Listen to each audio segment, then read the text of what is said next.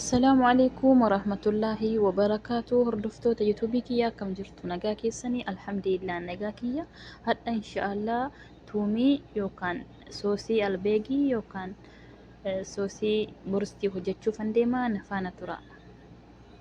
Wantoonni nu barbaachisan aannan, zayitii, qullubbii habbaa jaha, soogidda fi soogidda leemunii yookaan leemun salt yookaan mel leemun kan jedhamu. Duraan qullubbii keenyatti naqna aannanii wajjiniin. Aannan kubbaayyaa tokkoof walakkaa yookaan roobii xiqqoo.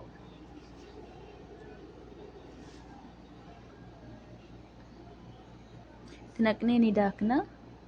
Yeroo qullubbiin bareechee daakame amma daakamee jira.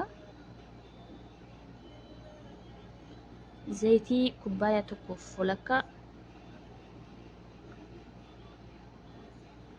yookaan hamma inni furdatutti kubbaayyaa tokkos ni gaha, garuu yoo furdachuu baay'ee barbaaddan itti dabaluu ni dandeessu.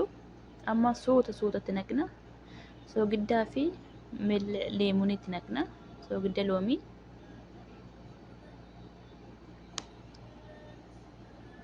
Xiqqoo jechuudha.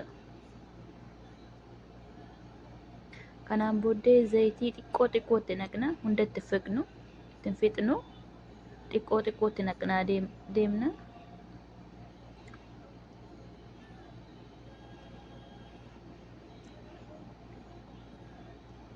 Amma daakeen kee ammas suuta jennee zayitiitti naqaa deemna xiqqoodhaan. Ammas itti naqaa deemna akka haala kanaan.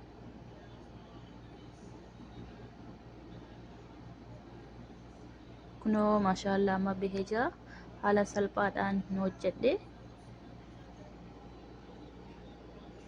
Tuumii yookaan soosii beegii yookaan burstii akkasitti hojjetamaa siniin jedha. Haala salphaadha.